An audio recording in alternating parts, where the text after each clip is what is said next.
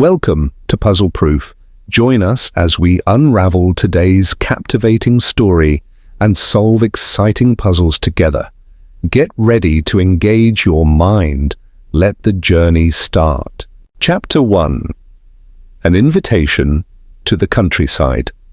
The morning began, as many of Hercule Poirot's mornings did, with precision, tranquility, and a certain pleasing symmetry. The Belgian detective sat in his favourite armchair by the window of his tidy London flat on Whitehaven Mansions.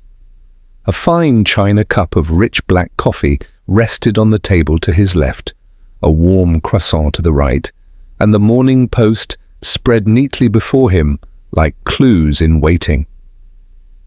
Order and method, Poirot often said, are the foundation of all happiness. And on this particular Tuesday everything appeared to align with that philosophy until he reached the final envelope. It was a thick, cream-coloured letter addressed in a neat, sloping hand. The stationery was of excellent quality, embossed with a crest he did not immediately recognise. The postmark read, Wiltshire. Intrigued, Poirot slit the envelope open with a silver letter opener and unfolded the single sheet of paper within. Dear Monsieur Poirot, you do not know me, but I am well acquainted with your formidable reputation. My name is Miss Lavinia Ferncroft. I am the last of the Ferncrofts of Ivy Lane House, a modest estate in Wiltshire. I write to you in a state of considerable distress. Over the past 3 weeks I have received 4 anonymous letters, each more alarming than the last. Their tone is menacing, their threats explicit. I have informed the local authorities, who dismissed them as childish pranks or idle gossip, but I know better. There is malice behind these words. I do not trust those around me, Monsieur Poirot. That is why I turn to you. If you would be so gracious as to visit Ivy Lane for the weekend, I believe your presence would bring clarity, and I hope safety. Yours sincerely, Lavinia Ferncroft. Poirot read the letter twice, then set it down, slowly, fingertips pressed together beneath his chin. There was something in the tone, restrained yet urgent, that struck him as deeply sincere. The fear was real if carefully worded. Miss Ferncroft, it seemed, was a woman not given to flights of fancy. He rose, walked to the window, and looked out over the sunlit square. London bustled with its usual noisy elegance, but Poirot's mind was already elsewhere.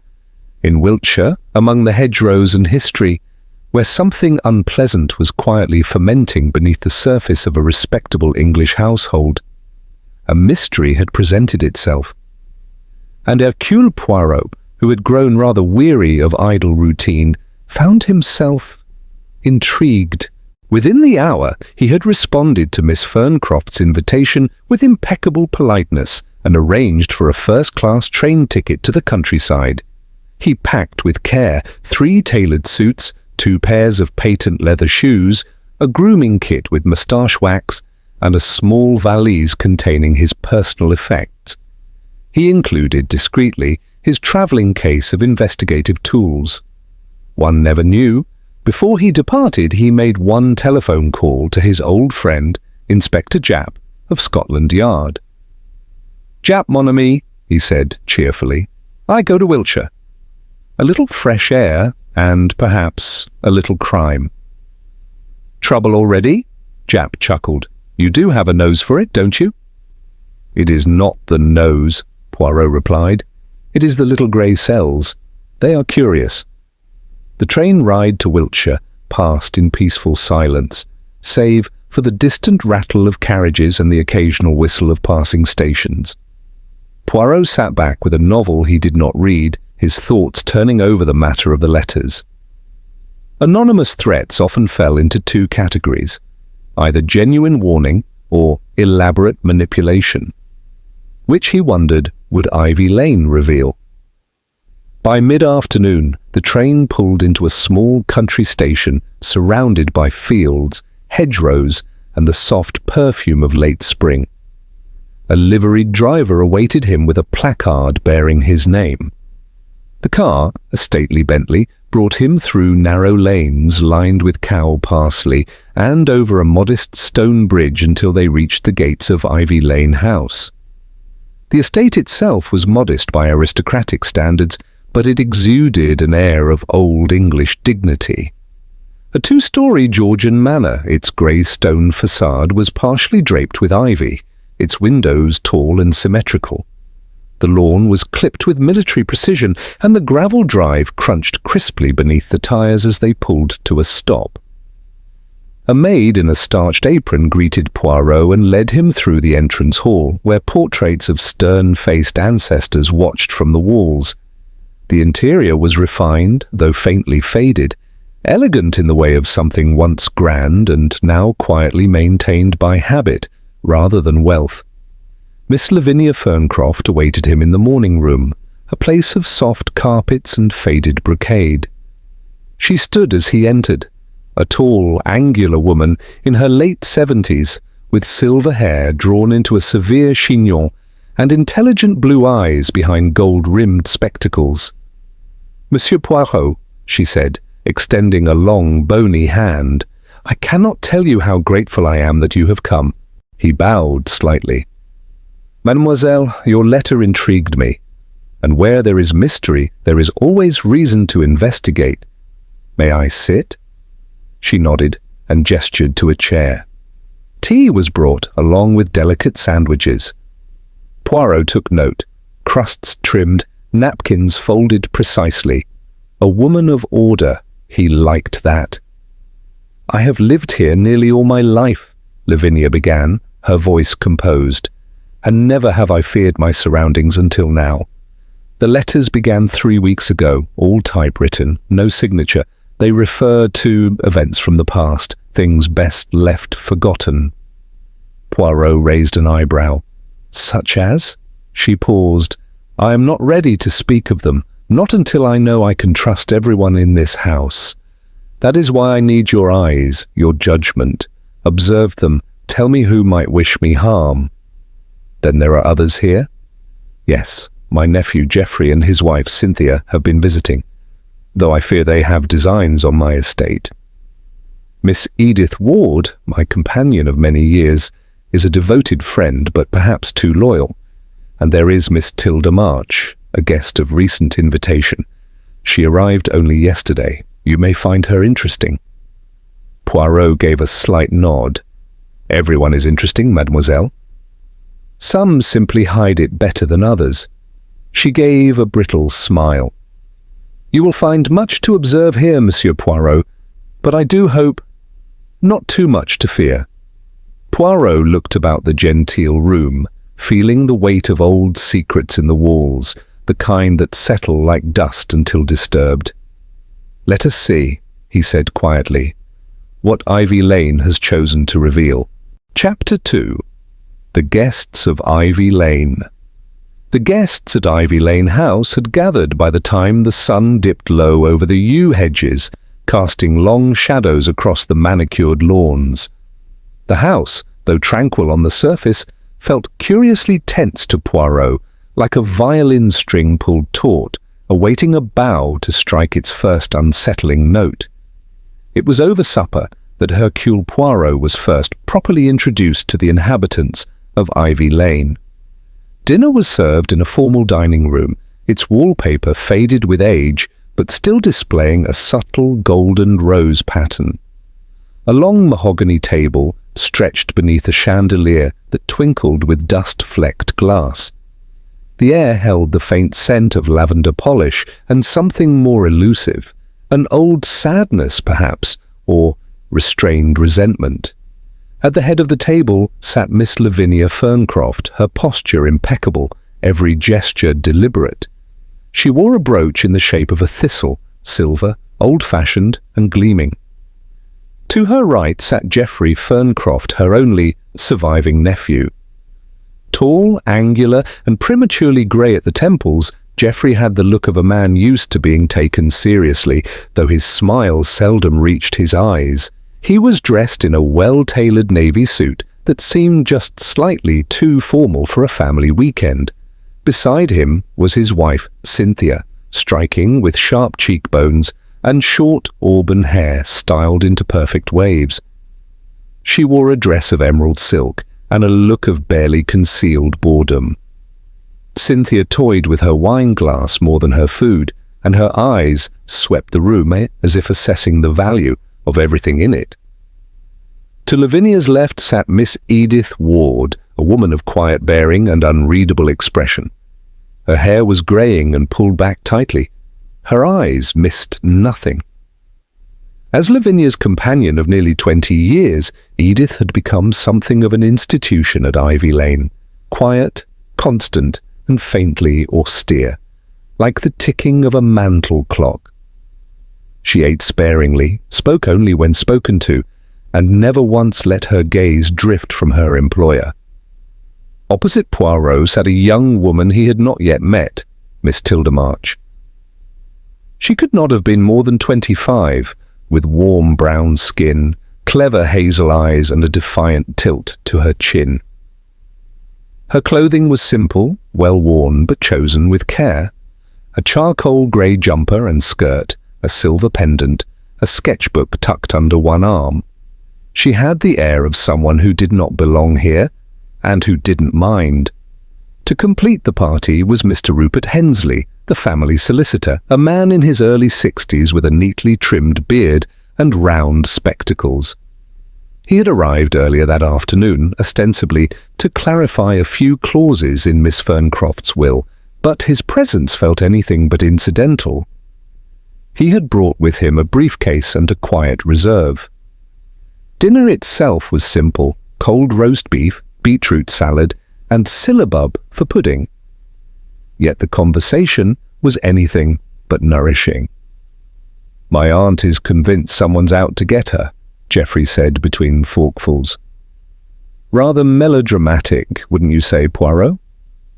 Cynthia let out a dry laugh. "Melodrama is the only entertainment we get around here." Poirot raised an eyebrow. "And yet Mademoiselle Ferncroft's concerns do not strike me as theatrical. She appears quite composed, no?" "She's always composed," Edith said quietly. "But she is not easily frightened. If Lavinia says there's a threat, then there is." Miss Ferncroft cleared her throat. "Let us not speculate further at the table. Monsieur Poirot is here to observe, not to interrogate." "Of course," said Geoffrey quickly. "Still, it's rather flattering, isn't it? A detective of international renown in our dining room." Poirot smiled faintly. "The flattery is mutual, Monsieur Ferncroft. It is always enlightening to observe people, especially when they are unaware they are being observed." Tilda March looked up from her plate. "And what have you observed so far, Monsieur Poirot?" He looked at her for a moment, taking in the slight smudge of charcoal beneath one fingernail, the way she held her fork like a pencil, and the glimmer of challenge in her eyes. "That you, mademoiselle, are not easily impressed, and that you observe as much as I do." Tilda gave a small smile. "I draw people. It helps to notice things." "Indeed," Poirot murmured. "Then you and I shall get along very well." After dinner, the party dispersed. Poirot declined brandy in the drawing room, and instead took a solitary walk through the lower corridor. He had found that most secrets in houses like this did not reside in voices, but in silences, unspoken tensions, avoided glances, the faint hesitation before an answer. He passed the drawing room, where Cynthia's laughter rang out too loudly. She seemed to be charming Mr. Hensley, though the solicitor looked vaguely uncomfortable. Across the hall he saw Edith Ward retiring to the morning room, where she stood by the window with arms folded, as still as one of the portraits. He paused on the staircase and looked out through the landing window. The ivy clinging to the house walls trembled slightly in the breeze. Something fluttered in the wind, then fell. It was the next morning that the housemaid discovered it. A dead blackbird, neatly pinned to Miss Ferncroft's bedroom door. The bird's wings were spread, its beak twisted open as though in a final cry. A single sewing pin pierced through the small, feathered chest into the wood. A grotesque sight, all the more chilling for its careful execution. Poirot examined it with grave precision. He took note of the type of pin used, a fine silver dressmaker's pin, like those kept in the sewing basket beside Lavinia's chair. No blood, no signs of a struggle. The bird had been placed there deliberately. "What kind of person does this?" Edith asked, clearly shaken. Poirot straightened slowly. "One who wishes to frighten, to intimidate, but not to kill. Not yet." Miss Ferncroft said nothing, but her hands trembled as she touched the doorknob. Poirot turned to the assembled guests in the corridor. "This is no longer mere nuisance. It is a symbol. Someone in this house wants Mademoiselle Ferncroft to feel hunted." Geoffrey scoffed. "A bird on a door is hardly a dagger in the back." Poirot met his gaze. "You are wrong, monsieur. The dagger is not always made of steel. Sometimes it is fear." Cynthia rolled her eyes. "You'll have us all sleeping with the lights on." Poirot stepped back, glancing once more at the lifeless bird. "It is not the dead creature that worries me," he said softly. "It is the message behind it, and messages, messieurs et mesdames, are never sent by accident." He walked away without another word, his mind already arranging facts into patterns like threads on a loom. The game, it seemed, had begun. Chapter 3. Whispers in the Garden. The following morning broke with a mist rolling low over the gardens of Ivy Lane House, cloaking the hedgerows and topiary in a ghostly pallor. The air was cool, damp, and oddly still, as though the estate itself were holding its breath. Poirot, as always, rose early. After completing his meticulous morning routine, shaving, dressing, and polishing his shoes to a gleam, he took a quiet stroll through the gardens. Miss Ferncroft had invited him to observe the household and its guests freely, and he intended to make full use of her hospitality. Even the earth beneath one's feet, Poirot knew, could speak volumes, if one listened closely. The gardens at Ivy Lane were expansive and overgrown in places. Once lovingly tended, they now showed signs of neglect. The roses had begun to sprawl beyond their beds, and the gravel paths had surrendered their edges to grass. Yet there was a peculiar charm to the disarray, a kind of faded grandeur like a forgotten painting still clinging to beauty. As he approached a wrought-iron bench beneath a yew archway, Poirot paused. A small silver lighter lay on the gravel. It was engraved with a monogram, G.F. He picked it up with a handkerchief and turned it over thoughtfully. Geoffrey Ferncroft, no doubt, but why leave it in such a spot? Had he dropped it during a walk, or had he met someone here? Moments later, Poirot heard voices drifting from the hedges beyond. "You said she'd be gone by now." It was Cynthia's voice, sharp, low, and tinged with irritation. "I said I expected her to make an announcement," came Geoffrey's voice, quieter, defensive. "She's stubborn, that's all." "You promised me this house, Jeff. I didn't marry into cobwebs and antique clocks." Poirot slipped behind a nearby lilac bush and listened, careful not to disturb the gravel. "She's drawing up a new will," Geoffrey muttered. "I know she is. Hensley's here under the pretense of reviewing legal details, but it's more than that. She doesn't trust us." "And she's right not to," Cynthia snapped. "You've waited long enough if she won't hand over the estate willingly." "Don't say it," Geoffrey interrupted. There was a pause, thick and uneasy. "You're weak," Cynthia hissed, "just like your father." Their voices faded as they walked on, unaware of the detective hidden just feet away. Poirot emerged slowly, brushing a stray petal from his sleeve. He had heard enough to confirm his early suspicions. Motives were brewing like storm clouds, and they were very much tied to inheritance. But as with all things human, Nothing was as simple as it seemed. Later that morning, Poirot found Miss Tilda March seated on a low stone wall near the back of the house, sketching furiously. The charcoal moved across her paper with energy and grace. She looked up as he approached. "You walk very quietly, Monsieur Poirot." "I tread carefully when in a garden of secrets," he replied. Tilda smirked and tilted her pad to show him the sketch, a quick, fluid rendering of the estate with Miss Ferncroft standing alone at an upper window. "You are talented," Poirot said. "You capture more than form. You see the mood, the isolation." "She reminds me of a statue," Tilda said, returning to her drawing. "Proud, still, but weathered." "You have not known her long?" Tilda shook her head. "I met her at a local lecture on botanical illustration. She saw my sketches and invited me to stay for a few days, said she could use the company. I didn't realize how tense things were until I arrived." Poirot folded his hands behind his back. "You observe people. Tell me, what do you make of the others?" She raised an eyebrow. "You really want to know?" "Always." "Well," she said, setting down her sketchpad. "Cynthia's all surface. She's clever, sure, but everything about her is performative. Geoffrey's a mess of nerves in a suit of confidence. He tries to play the air, but you can see the cracks. And Miss Ward.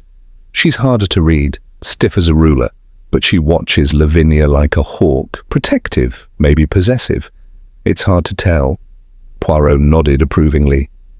"Your instincts serve you well, Mademoiselle March." Tilda shrugged. "When you grow up without much, you learn to read people fast. Helps you stay one step ahead." "Indeed," Poirot said softly. "It is the same with the detective." That afternoon, Rupert Hensley requested a private word with Poirot. The solicitor was seated in the library, surrounded by shelves of dusty volumes and the musty scent of old paper and pipe smoke. "Mr. Poirot," Hensley began, adjusting his spectacles, "I feel it is my duty to inform you that Miss Ferncroft intends to alter her will." "Again?" "It is her right, of course, but I worry that the timing, well, it could cause strife." "Has she disclosed to you the nature of the changes?" "She has not committed anything to paper," Hensley replied. "But she implied she was considering a new beneficiary." Poirot leaned forward. "May I presume that Mr. Geoffrey Ferncroft is the current principal heir?" Hensley gave a tight nod. "Yes, Miss Ferncroft has no children of her own, and Geoffrey is her late brother's son. But she expressed doubts about his character. She has grown distant from him in recent months." "And this new beneficiary, do you suspect Miss March?" Hensley hesitated. "It is possible. Lavinia is unpredictable, generous one moment, guarded the next." Poirot stood. "May I see, Monsieur Hensley? That will be all, for now." As he left the library, Poirot saw Edith Ward ascending the staircase, clutching something to her chest, a small velvet pouch. She paused when she noticed him, then continued briskly, without a word. Curious, Poirot followed discreetly. Edith entered Lavinia's room and shut the door behind her. Moments later, the curtains twitched, and Poirot saw her silhouette place the pouch into a drawer. That evening, with rain tapping lightly on the windows, Poirot sat alone in the drawing room, arranging his thoughts. He had gathered fragments, glimpses of greed, whispers of resentment, the long shadow of inheritance. But nothing yet formed a complete picture. Then, just after 9, came a commotion from upstairs, a sharp cry followed by the heavy pounding of footsteps. Miss Lavinia Ferncroft had collapsed in her study. By the time Poirot and Edith Ward reached the room, Geoffrey was kneeling beside her, face pale. She just fell, no warning. One moment she was writing. Poirot checked the desk. A page of parchment bore a single sentence. "I, Lavinia Ferncroft, being of sound mind." A new will. Edith knelt beside her friend, clutching Lavinia's hand with both of her own. "She's still breathing. Call the doctor. Please, someone, now!" Poirot stared at the incomplete will, at the ink still wet on the nib. He said nothing, but his eyes gleamed. Chapter 4. Shadows of the Past. Dr. Bramley arrived just after 10 o'clock. A neat man with iron-grey hair and a brisk manner, he wasted no time in examining Miss Lavinia Ferncroft, who had been moved to her bed and covered with blankets by the time he arrived. His expression was grave as he completed his assessment and turned to the anxious figures clustered in the hall. "She's suffered what appears to be a mild stroke," he said. "Her pulse is weak, but steady. We'll know more by morning, but for now she must rest and not be disturbed. No stress, no excitement." Poirot nodded thoughtfully. "And you are certain it was natural?" Bramley blinked. "What do you mean?" "I mean," Poirot said, "that you observed no indication of foul play, no sign of poison or trauma." The doctor frowned. "Nothing obvious, but I'll take a blood sample, just in case. A precaution, not a suspicion." Poirot thanked him, though his eyes lingered on the stair rail and the desk where the new will had lain, the parchment now carefully folded and locked away by Mr. Hensley. A legal document, but incomplete, and therefore invalid. "A most unfortunate timing," the solicitor had muttered. Indeed, Poirot thought, most unfortunate for someone. That night Ivy Lane did not sleep. Whispers rustled through corridors. The storm had passed, but the house remained cloaked in an unnatural hush. Poirot sat in his guest room, sipping a tisane and reviewing his notes. The incident with the blackbird, the voices in the garden, the mysterious pouch Edith had hidden away, and now Lavinia's sudden collapse. None of it could be coincidence. A light tapping came at his door. He opened it to find Edith Ward, her face pale, eyes sunken. She clutched the same velvet pouch Poirot had seen earlier. "Monsieur Poirot," she said quietly, "may I speak with you?" He gestured for her to enter. She sat primly on the chair beside the fireplace, holding the pouch in her lap like a talisman. "She's been frightened for weeks," Edith began. "I thought it was nonsense at first. Shadows in the garden, a light left on in the attic. Things moved in her room. But then the letters started." "Letters," she nodded. "Anonymous, typed, cold, threatening her to leave Ivy Lane, or else. And you did not take them to the police." "She forbade it, said it would only make things worse. She asked me to destroy them, but I couldn't. I kept them, in here." She handed him the pouch. Poirot opened it and withdrew 3 folded sheets. The messages were brief and brutal. "You don't deserve what you've stolen. Leave before it's taken back. The past is not dead. It waits. You'll pay for what happened at Rosemere." "Rosemere?" Poirot repeated aloud. "It's a house," Edith said, her voice shaking slightly. "An old estate, burnt down years ago. Lavinia lived there when she was young. Something happened there, though she never spoke of it. Only once, after a bad dream, she muttered a name, Isabel."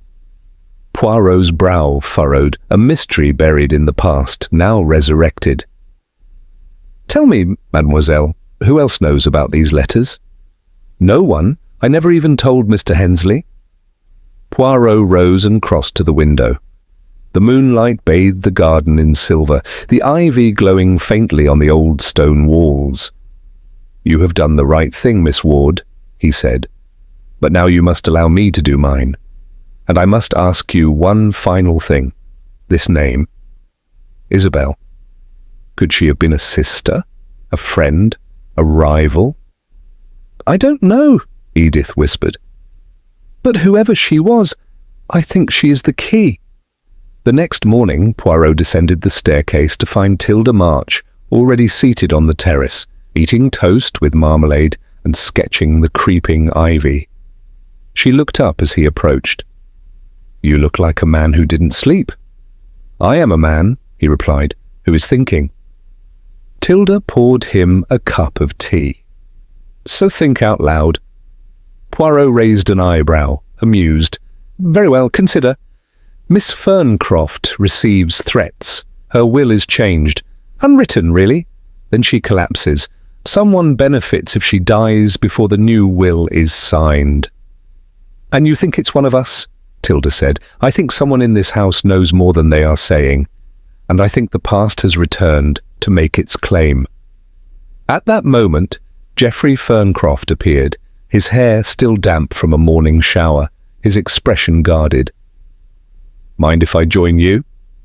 "Not at all," said Poirot, gesturing to an empty seat. Geoffrey sat down heavily and buttered a slice of toast.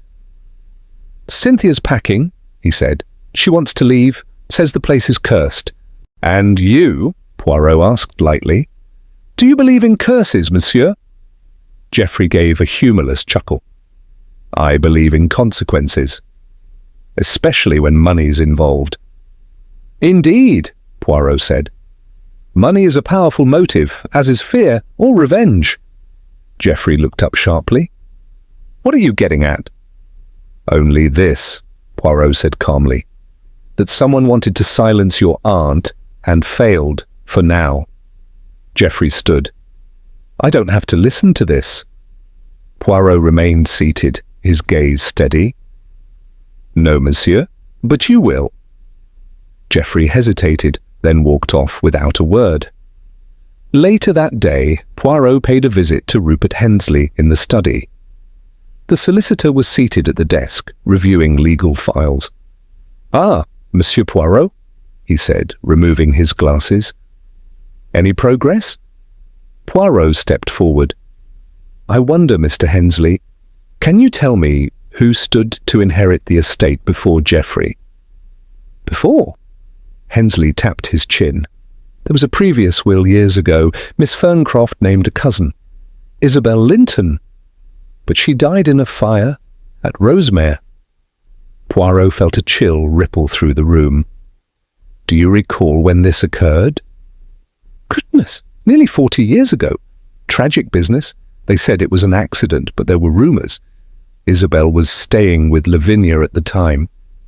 "And she was removed from the will after her death?" "Yes. Lavinia was never the same afterward." Poirot bowed his head. "Merci, monsieur. You have been most helpful." That night, Poirot stood once more in the corridor outside Lavinia's bedroom. She had not yet regained consciousness, but her breath was stronger.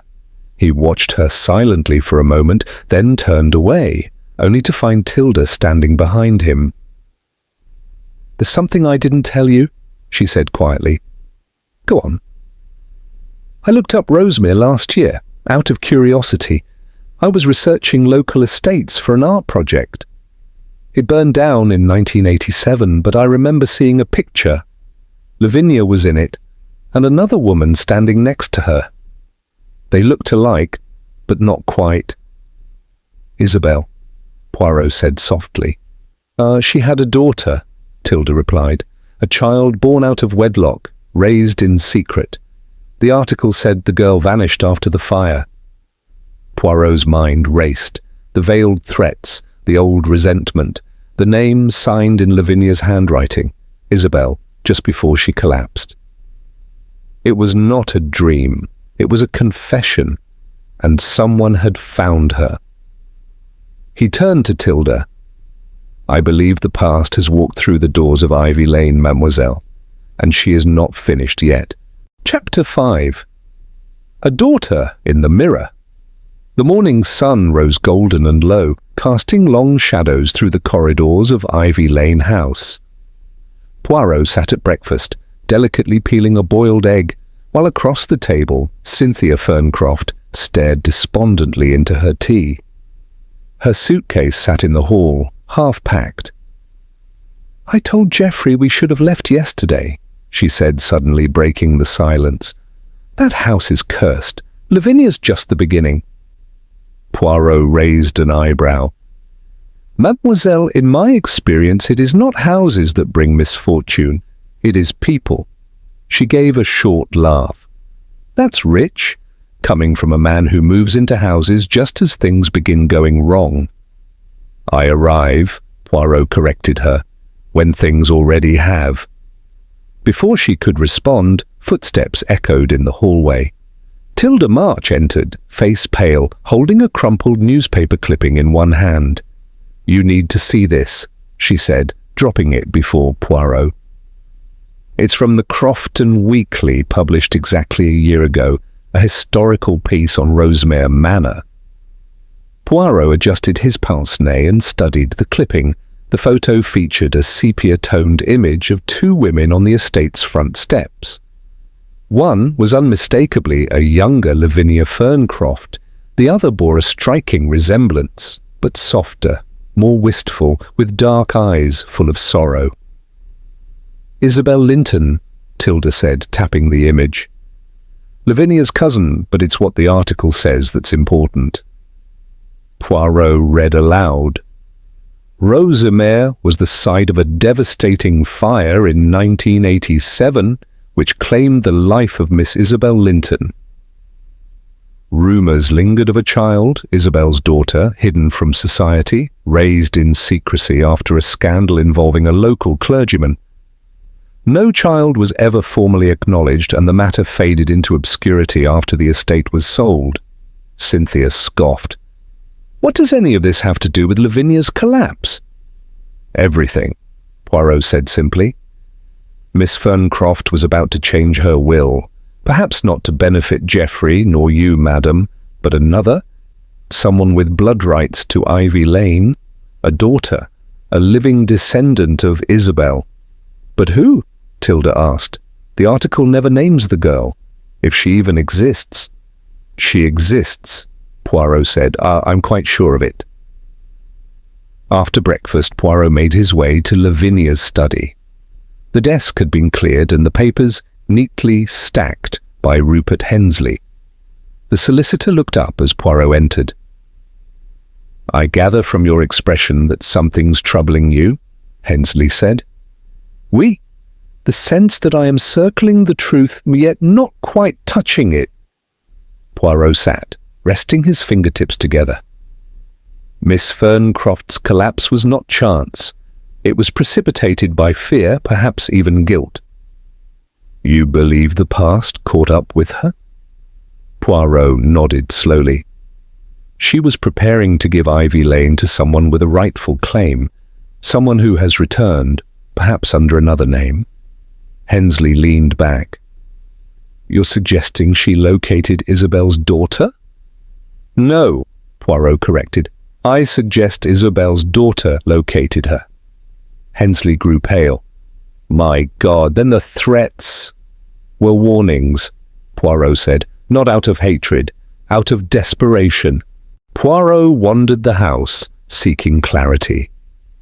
The afternoon sun lit the hallways, and from the upper landing he caught sight of Edith Ward in Lavinia's room, watching over her patient. Her devotion had not wavered, but Poirot now viewed her presence with fresh eyes. He descended to the garden where Tilda was painting quietly under the rose trellis. She glanced up as he approached. Do you ever feel, she said, that this house is filled with ghosts? Poirot tilted his head. Not ghosts, mademoiselle, but memories, yes, some are worse. She returned to her canvas. I can't stop thinking about Edith. She's been here longer than anyone. She knows all Lavinia's secrets. Quite so, Poirot said. And what of you, mademoiselle? You too are a mystery. A young woman invited here with no apparent connection. Why? Tilda gave a small, sad smile. Lavinia said she admired my art, that she found peace in the images I created.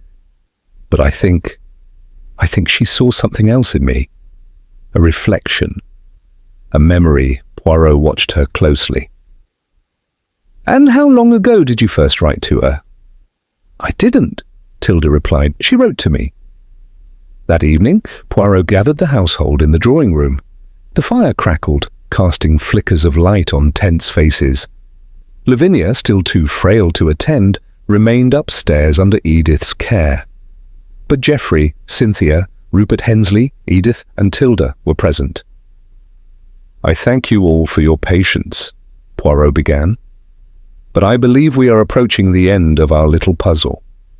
One final piece remains hidden, and I would like your help in placing it." Geoffrey folded his arms. "We don't have time for games, Poirot." "No," Poirot agreed. "This is no game, but it is a matter of truth and of justice." He turned to Edith. "Miss Ward, you have protected Miss Ferncroft all your life, but was it out of loyalty or shared guilt?" Edith flinched. "I don't know what you mean." "I think you do," Poirot said softly. "You were there the night Rosemère burned. You know what happened to Isabel." Cynthia gasped. "You think Edith—" "No," Poirot interrupted. "I do not accuse. I only suggest that the truth was buried that night, and someone very young was hidden." He turned to Tilda March. "You were raised in care, n'est-ce pas? A ward of the state. Your mother died when you were a child, yes?" Tilda's hand tightened around the armrest. "She died in a fire," she said, voice low. "In a house I never saw. The records were sealed." Poirot stepped closer. "You were told your name was March, but that was not your birth name, was it, Mademoiselle Linton?" Silence fell over the room. Cynthia looked from Poirot to Tilda, eyes wide. "You're saying she's Isabel's daughter?" Poirot nodded. "Oui, the features, the resemblance. It struck me the moment I saw the photograph, but it was your instinctive knowledge of Rosemère, your connection to Lavinia, that confirmed it." Tilda stared into the fire. "I always wondered. There was a letter once, unsigned. You are not who they say you are.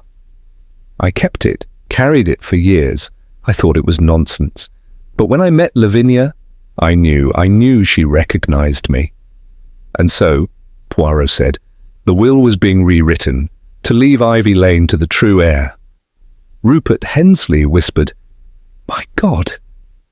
Cynthia's face twisted. She was giving it all to her? Tilda looked up sharply. "I never asked for any of it." "No," Poirot said, "but someone tried to ensure you didn't live long enough to receive it." Chapter 6. Secrets in the Attic. The revelation of Tilda's identity cast a heavy silence over Ivy Lane. After the drawing room confrontation, everyone had dispersed, some in shock, others in disbelief. Poirot, however, remained calm and observant. He had revealed much, but not all. There were still unanswered questions, and as always, it was the smallest details that whispered the loudest truths. That evening, Poirot found Edith Ward in the kitchen chopping mint leaves with mechanical precision. "You have known all along, n'est-ce pas?" he said gently. She did not look up. "I suspected, not at first, but when Lavinia began asking questions about the Rosemère fire again, when she insisted Tilda stay here, it all fit. Tilda was the child, Isabel's child, and—" Poirot folded his arms. And yet you said nothing." "I thought it was Lavinia's secret to tell." Poirot nodded slowly. "And the fire, Miss Ward? What happened that night?" Her knife paused mid-chop. "It was an accident. At least I believe it was. Lavinia and Isabel argued that night, loudly, about the child. About shame and money. I was downstairs when the smoke came." "You pulled Tilda from the nursery?" Edith's eyes filled. "She was barely 2, wrapped in a blanket, hidden in a wardrobe. Lavinia had already fled. She never went back. She thought the girl had died." Poirot exhaled, nodding. "And so she lived with guilt for 40 years. Edith looked at him. "You think someone tried to harm her now?" "I think," Poirot said, "someone knew the will was changing and feared the past being revealed." The next morning, Poirot asked Tilda to join him in the attic. The space was dim and filled with old trunks, yellowed books and furniture draped in dust covers. But it was not the cobwebs or faded memories that interested Poirot. It was a particular steamer trunk, brass-bound and locked with a worn leather strap. "This one," he said, kneeling. "Do you see? It is newer than the rest." Tilda leaned closer. "It doesn't look like Lavinia's, or anything Edith would have used." "Exactly," said Poirot. He produced a small key from his pocket, taken earlier from Lavinia's writing desk, and turned the lock. The lid creaked open. Inside lay a stack of papers, a bundle of typed letters, and a dark red journal. Poirot handed the letters to Tilda. "Read them. Do they seem familiar?" Tilda unfolded one. Her face blanched. "These are the same, the ones Lavinia received, threats. But these—" She paused, holding up several more. "They're addressed to me." Poirot nodded grimly. "Someone has been orchestrating fear, and they kept the originals. Why? Because they were the sender." He opened the journal, its pages filled with Lavinia's slanted handwriting. "Isabel's daughter lives. Her eyes haunt me. I must make it right before I go. Ivy Lane is hers by blood, by right, by memory." Tilda read over his shoulder. "She knew. All this time she remembered me. And she wanted to undo the injustice," Poirot said. "But someone else did not." Poirot descended from the attic and found Rupert Hensley in the study. "Monsieur Hensley," he began, "I must ask you, were you aware that Lavinia kept a journal?" "I knew she wrote occasionally," the solicitor replied, "but I never saw anything formal." Poirot handed him the final page, now torn from the book. "Tomorrow, I sign the new will. Geoffrey must not find out, it would ruin him. But I cannot live with another lie." Hensley's hands trembled. "So she feared Geoffrey?" Poirot didn't answer. Instead he asked, "Who typed her letters?" "Her personal correspondence, usually Edith." "But these threats—" "They were typed, unsigned, on the same machine," Poirot said, "from someone inside the house." Hensley looked grim. "That narrows the list." Poirot gave a faint smile. Narrow enough. By afternoon, Poirot requested the household gather once again. Edith, pale but composed, stood by Lavinia's chair, where the elderly woman now sat upright, conscious but quiet. Her eyes were alert, tracking every word. Cynthia stood apart from Geoffrey, who fidgeted restlessly near the fireplace. Tilda remained seated, hands folded calmly. Poirot stood near the centre, addressing them all. "My friends," he said, "it is time to end this mystery. The truth has waited decades. It shall wait no longer." He turned to Lavinia. "Madame, you were prepared to sign a new will, not for Geoffrey nor for Edith, but for Tilda, because she is your cousin Isabel's daughter. Is that not so?" Lavinia nodded slowly, her voice barely audible. "She is my only family, my only redemption." Gasps followed her words, but Poirot pressed on. "You had hidden the truth out of shame, but someone else knew or discovered your intention, and they tried to stop it." He faced the group. "Consider, who had motive? Geoffrey would lose his inheritance, Cynthia, her lifestyle. But only one among you tried to act." He held up the typewritten letters. Typed on the very same model in Lavinia's study, planted to frighten her, and later to frighten Tilda. And when that failed, he looked straight at Geoffrey. "She was poisoned." Geoffrey froze. "That's absurd." "Is it?" Poirot said mildly. "Dr. Bramley's tests confirm a low dose of digitalis, a heart suppressant, mixed into Miss Ferncroft's brandy the night she collapsed." Cynthia gasped. "You poisoned your aunt!" Geoffrey's face turned red.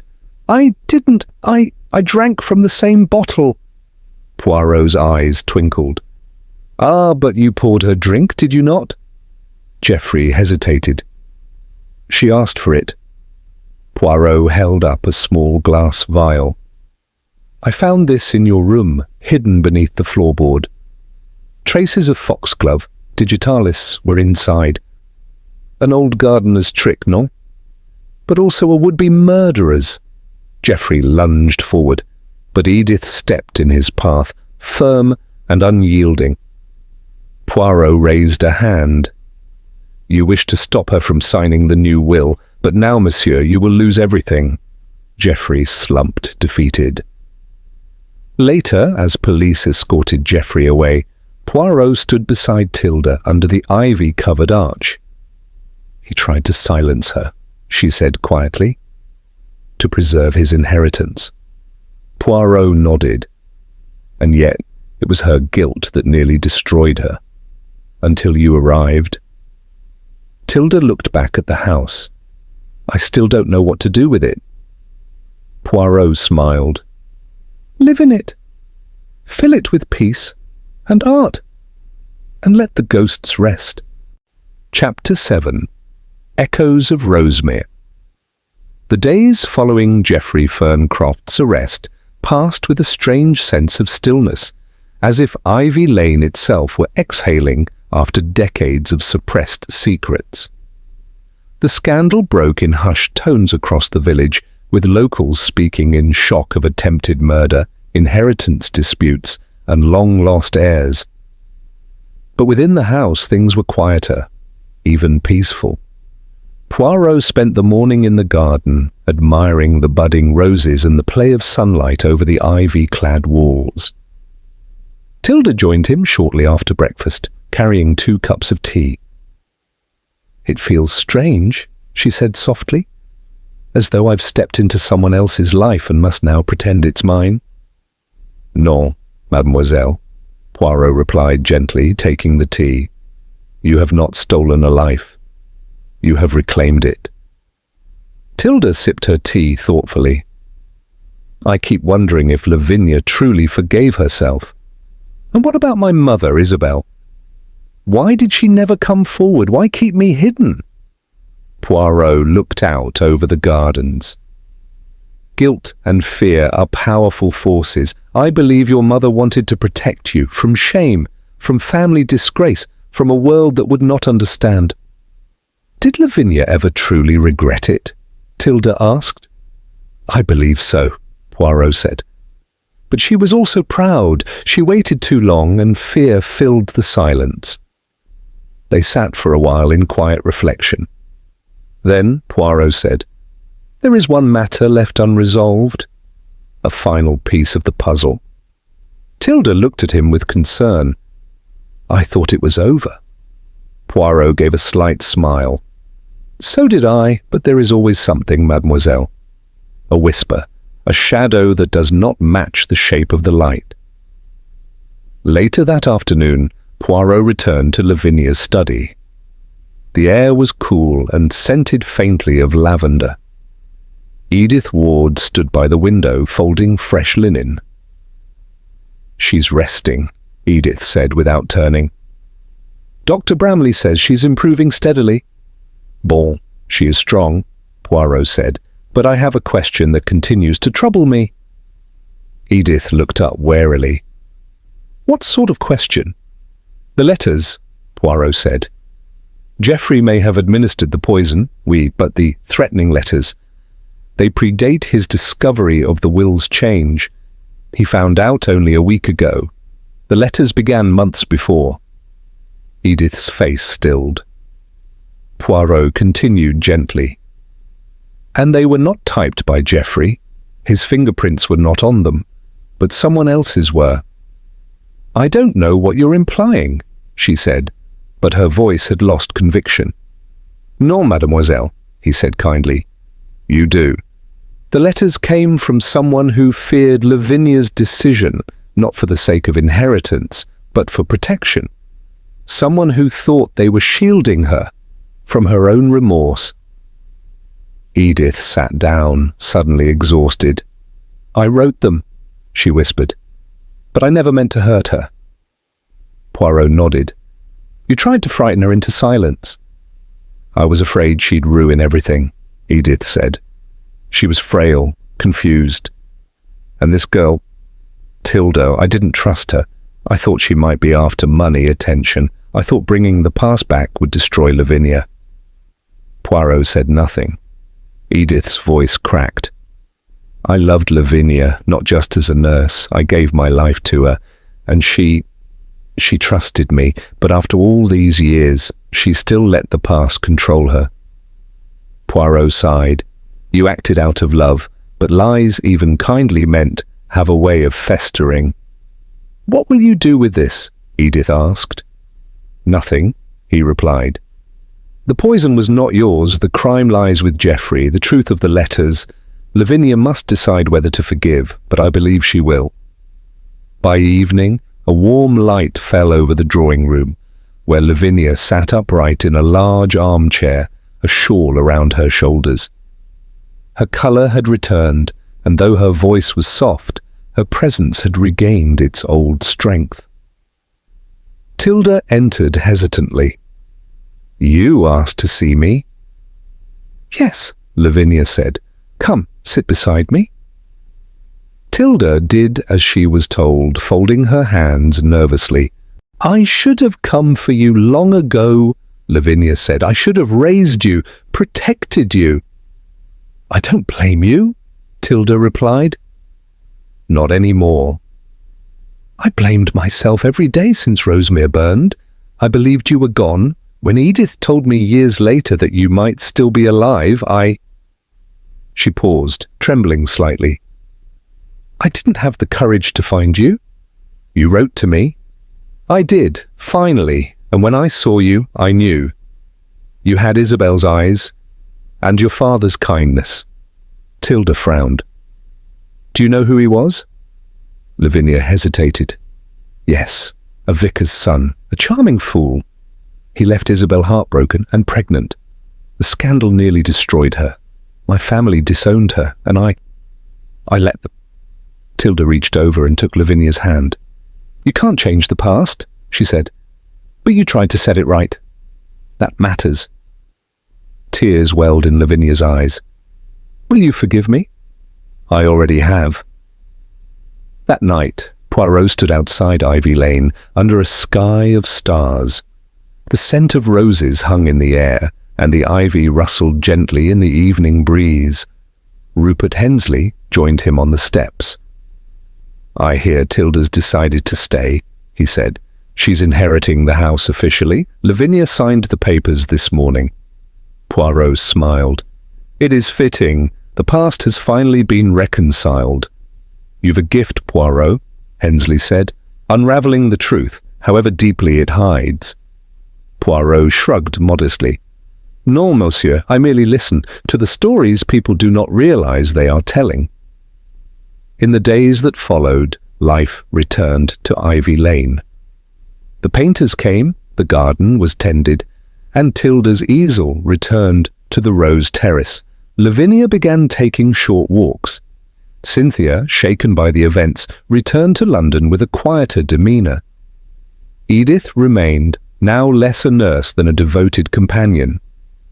As for Poirot, he prepared to leave. His bags were packed, his train booked. But before he departed, he left a small envelope on Tilda's windowsill. Inside was a sketch, Rosemere Manor, as it once was, and beside it a girl with dark eyes walking hand in hand with a shadow of her mother. The note read, "To see clearly, one must look beyond the ivy." Hercule Poirot. Chapter 8. The Final Deduction. The parlour of Ivy Lane had never looked so orderly. The fire crackled gently in the hearth, casting amber light over the polished floorboards and velvet armchairs. A tray of tea and scones sat untouched on the table. The atmosphere, however, was far from casual. Poirot stood by the mantelpiece, composed as ever. Lavinia Ferncroft, now considerably recovered, sat in her armchair, shawled and regal. Beside her, Edith Ward perched, pale but dignified. Rupert Hensley leaned on his cane near the door. Cynthia Ferncroft had returned from London for this final gathering at Poirot's request. Tilda, quiet and composed, sat by the window, gazing into the ivy beyond. Poirot cleared his throat. "Mesdames et messieurs, thank you for assembling. We are gathered, as you suspect, for the final explanation, the moment when, as they say, all the chickens come home to roost. You have seen the surface of the affair. Now allow me to reveal the full tapestry." He began to pace, his hands clasped behind his back. "You see, when I first arrived at Ivy Lane, I knew little. A suspicious fall, a changed will, and a house heavy with the weight of memory. But already I sensed imbalance.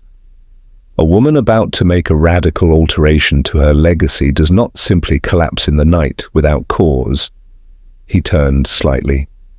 "Let us begin with the victim, not of murder, but of deception, Miss Tilda Lane, or should I say, Miss Matilda Rose Darnley, daughter of Isabel Ferncroft and heir by blood to this very estate."